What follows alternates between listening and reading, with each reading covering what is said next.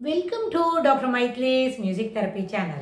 இன்றைய பதிவிலையும் tips to be active in old age என்ற தலைப்பில் சில செய்திகளை நம்ம பகிர்ந்துக்கலாம். சில பதிவுகளாகவே இதற்கு தொடர்புடைய செய்திகள் தான் நம்ம பார்த்துட்டு வரோம். அந்த ஆக்டிவாக இருக்கணும் ஓல்ட் ஏஜில் அப்படின்னா, ஓல்ட் ஏஜ்ன்றது என்ன? 60 வயசுலேருந்து ஒரு 74 வயது வரைக்கும் ஓல்ட் ஏஜ் தான்.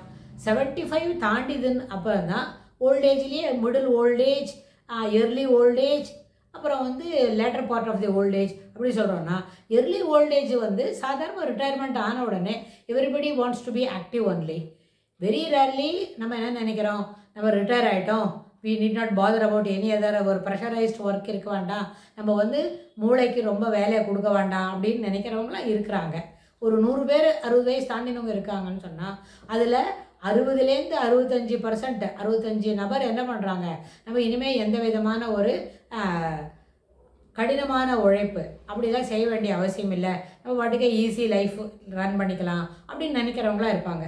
தெர் ஆர் பீப்புள், பாக்கி இருக்கிற 35% இருக்கிறவங்க நம்ம வந்து ஆக்டிவாக இருக்கலாம், we continue to be active, but only thing நம்மளுக்கு ஒரு டைமில் கன்ஸ்ட்ரெயின்ட் இருக்குல்ல, நம்ம பாட்டுக்கு என்ன செய்யலாம், ஃப்ரீ டைம் ஈஸி கோயிங் அப்படி இருக்கிற மாதிரி வேலை செய்யலாம் அப்படின்னு நினைப்பாங்க.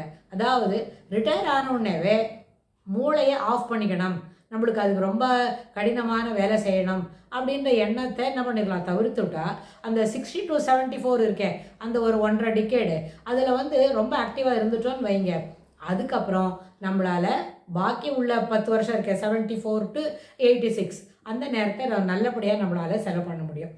இதுக்கு என்ன காரணம்னு கேட்டால், அந்த ஆக்டிவாக இருக்குதுன்ற அந்த நியூரல் நெட்வொர்க்கை we continue to work for some more years, we are making that to work. அதில் வந்து என்ன பண்ணலாம், அந்த நேரத்தில் டு பி ஆக்டிவ் இருக்கும்போது ஒரு கிராஸ்வேர்ட் பசில்ஸ் போடலாம். கிராஸ்வேர்ட் பசில்ஸில் கூட எழுதுறது, அதாவது காக்னிட்டிவ் எபிலிட்டிஸோட கூட, because it is working on the cognitive aspects of understanding things. அதில் என்ன பண்ணலான்னா, நம்ம வந்து யோசித்து வார்த்தைகளை கண்டுபிடிச்சி குறுக்கு வரிசையில் எப்படி இருக்குது, நேர் வரிசையில் எப்படி இருக்குது, வலதுலேருந்து இடது, மேலிருந்து கீழே அப்படின்லாம் யோசித்து எழுதுறது, அது ஒரு விதத்தில் மூளையை ரொம்ப ஆக்டிவாக வச்சுக்கும்.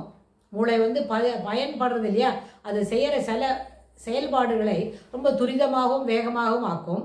ஆனால் சிலவங்களுக்கு அப்படி பண்ண வராது அப்படின்னு வைங்களேன், you can match the figures, ஒரே மாதிரி இருக்கிற ஃப்ளார்ஸ் எல்லாம் ஆர்கனைஸ் பண்ணிக்கிறது, அப்புறம் 4 அது குட்டி அனிமல்ஸ் இருந்தால் அனிமல்ஸ் ஒரே மாதிரி இருக்கிறத அனிமல்ஸை ஷேர் பண்ணுறது. That's what we said previous பதிவில் சொல்லும்பொழுது, you can match the flowers, you can match the animals அப்படின்னா அதில் என்னெல்லாம் கிடைக்கிறதோ, what type of figures are available எல்லாத்தையுமே நம்ம என்ன பண்ணலாம், 3 என்ன பண்ணலாம், மேட்ச் பண்ணிட்டு வந்தால் it will be of good. அது என்ன பண்ணணும்னா, ப்ரீஃபரண்டல் லோபில் இருக்கிற ஆக்டிவ்னஸ் இருக்கே, எபிலிட்டி டு கிராஸ்ப் திங்ஸ், அது துளி கூட குறைபாடு இல்லாமல் இருக்கும், சிறிதும் குறையாமலே அதை என்ன பண்ணிக்கலாம், மெயின்டைன் பண்ண முடியும். தெர் ஆர் பீப்புள் இப்போவும் என்ன பண்ணுவாங்க, சிலவங்க ஒரு வயது இளமையில் இருக்கும்பொழுது சில பாடல்கள் எல்லாம் அவங்க மனப்பாடம் பண்ணிட்டாங்க அப்படின்னு சொன்னால், அந்த பாடல்களை மீண்டும் இப்பொழுது நினைவுபடுத்தி ஓரலாக சொல்லி பார்க்கலாம். If they are really bit more active, இன்னும் ஒரு 10% அவங்களுக்கு ஆக்டிவ்னஸ் இருக்குன்னா அந்த பாடல்களை இப்பொழுது எழுதி பார்க்கலாம். அது தாய்மொழியில் இருந்தாலும் சரி, இன்னும் பிற மொழிகளில் இருந்தாலும் அந்த இருக்கிற வார்த்தைகளை, தெரியப்பட்ட வார்த்தைகளை நம்ம ஒரு தடவை எழுதி பார்க்கலாம். மனத்தில் எண்ணங்கள் ஓடும்பொழுதே எழுதும்பொழுது அதில் என்ன இருக்கும், சில வார்த்தைகள் விட்டு போயிட்டா அடுத்தது உடனே அது நம்மளுக்கு நினைவில் வரும். அப்படி ஒரு வார்த்தை நம்மளுக்கு நினைவில், we are unable to complete the sentence but we are waiting for it but we continue to write. பாக்கி நினைவில் இருக்கிற வார்த்தையெல்லாம் அந்த சென்டென்ஸ்லாம் வரிசையாக எழுதிட்டு வரோம் அப்படின்னா, கொஞ்சம் ஒரு 5-6 சென்டென்ஸ் எழுதுறதுக்குள்ளேயே முன்னாடி ஒரு வார்த்தை மறந்து போயிடுதே, ஒரு 4 சென்டென்ஸ்க்கு முன்னாடி அந்த சென்டென்ஸில் இருக்கிற வார்த்தை நினைவில் வந்துடும். அப்போது ஒரு ஹாப்பினஸ் கிடைக்கும். we can able to reproduce, we can able to get it back, it's very fine, I'm really happy அப்படின்னு சொல்கிறோம்ல, அந்த ஹாப்பினஸ் இருக்குது. அந்த fraction of second, at the most ஒரு 10 செகண்டுக்கு அந்த ஹாப்பினஸ் இருக்குன்னு வைங்களேன், அது ரொம்ப சிறப்பு. அது என்ன பண்ணும், பாடியில் வந்து ஒரு ஆக்டிவாக இருக்கிறதுக்கு உண்டான ஒரு பலன் தானே அது. ஆக்டிவாக இருந்தால் திஸ் இஸ் த ரிசல்ட் அப்படின்னா, தட் வில் பூஸ்ட் அவர் முறை, we can able to recollect, we can able to reproduce அப்படின்றோம். அதனால் இப்படி ஒரு பழக்கம் பண்ணி பார்த்தா, அந்த ஓல்ட் ஏஜில் 60லேருந்து 74 தானே ரொம்ப ஆக்டிவாக இருக்கணும்னு நம்ம சொல்கிறோம். ஏன்னா 60ன்றது இப்போ தான் ரிட்டையர் ஆகிருக்கோம். ரிட்டையர் ஆகிட்டு it is only 2 to 3 months, at the most 1 year அப்படி தான் ஆயிருக்குன்னு சொன்னால், இந்த டைமில் வந்து we need not to go down immediately, you can continue to be in the same line. we can என்ன பண்ணலாம், ஒரு இந்த பில் போர்ட்லலாம் ஜம்ப் பண்ணுவாங்கல்ல பிள்ளைங்க, டைவ் அடிக்கிறதுக்கு. அதுபோல் டைவ் அடித்து இன்னும் கொஞ்சம் அடுத்த 10 வருஷத்தை கூட நம்ம ஹாப்பியாக வச்சுக்க முடியும்.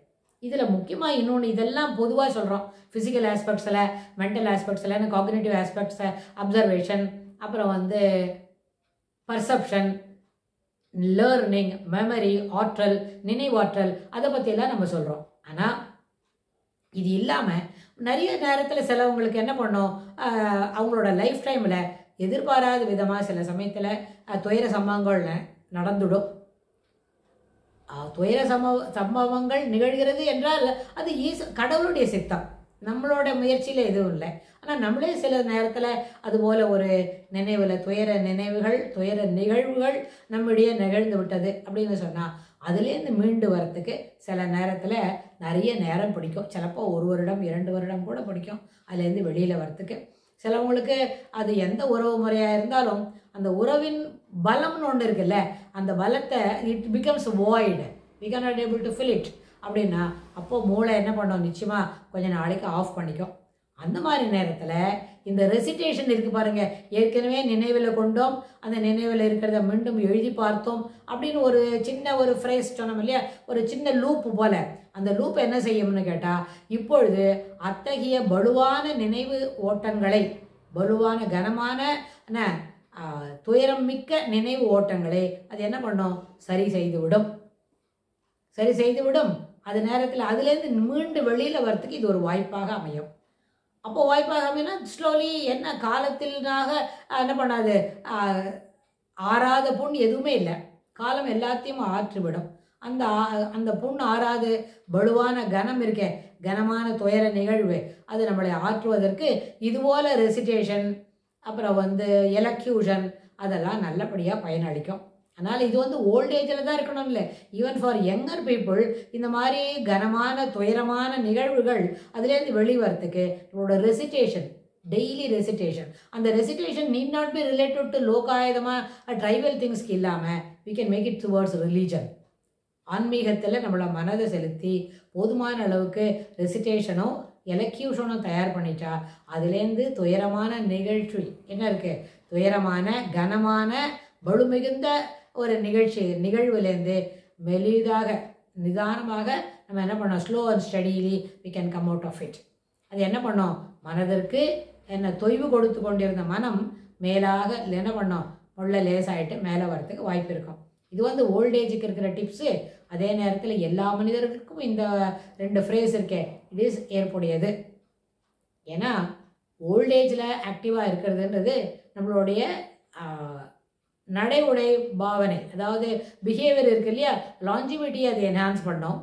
ஆனால் லாஞ்சிவிட்டி என்ஹான்ஸ் பண்ணாலும் இந்த ஆன்மீக அடிப்படையில் பார்க்கும்போது நம்மளுக்கு எவ்வளோ மூச்சு வாங்கி வந்திருக்குமோ அவ்வளோ மூச்சு நாளைக்கு தான் இருக்க முடியும். Neither it is not for என்ன ஒரு சிங்கிள் டேவோ ஒரு மணி நேரம் கூட அதிகமாக இருக்காது தான். ஆனால் சர்வைவல் கெப்பாசிட்டியை நம்ம வச்சுக்கணும்னு சொன்னால் we need not go down and go down. நம்மளோட நடை உடை ஆக்டிவ்னஸில் ரொம்ப கீழே தாழ்ந்துட்ட பிறகு கீழே விழணும் இல்லை, ஆக்டிவாக இருக்கும்பொழுது கூட இந்த கடைசி மூச்சு நாள் வரலாம்.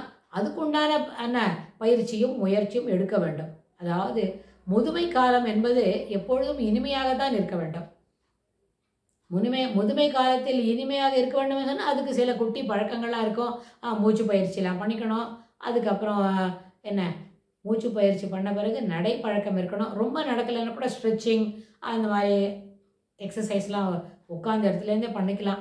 இதெல்லாம் சின்ன சின்ன விஷயங்களாக இருந்தாலும் இறுதி பயணம் அப்படின்னு சொன்னால் இறுதி பயணம் இன்றைக்கி இல்லை, இன்றைக்கெல்லாம் இதெல்லாம் ஓல்டேஜுக்கு வந்திருக்கோம். we can continue to be in more active. அதாவது agility can be maintained for some more time அப்படின்னு. அதற்கு மனம் மட்டும்தான் முக்கிய காரணம். Cognitive abilities, that is able to understand, able to grasp things, able to perform certain things அப்படின்னு சொல்லி இந்த மேட்சிங் இருக்கே, அதுபோல் ஒரு பயனுள்ளதான ஒரு நிகழ்வு முதுமையில் என்ன வேறு ஒன்று இருக்காது. ரொம்ப நேரம் உட்காந்துருக்கணும். உட்காந்துருக்கிற நேரத்தில் இதுபோல் கலர்ஃபுல் மேட்சிங், அதாவது ஒரே ஒன்று போல் இருக்கிற சாமான ஃபோட்டோ அதெல்லாம் ஆர்கனைஸ் பண்ணினா தட் ஆர்கனைசிங் பிஹேவியர் என்ன பண்ணணும்னு கேட்டால் it builds the new cells in the network. மூளையில் இருக்கிற நியூரல் நெட்வொர்க்கில் புது செல்லு ஆக்டிவாக வேலை செய்கிறதுக்கு அது தயாராக இருக்கும். ஸோ அதனால் முதுமையில் புத்துணர்ச்சியுடன் இருப்பதற்கு இது ஒரு நல்ல முயற்சியாக அமையும் என்று சொல்லி இந்த பதிவை நம்ம நிறைவு செய்கிறோம். இதுக்கு தொடர்புடைய செய்திகளை வரப்போகிற பகுதிகளிலும் பார்க்கலாம். தேங்க்ஸ் ஃபார் வாட்சிங்.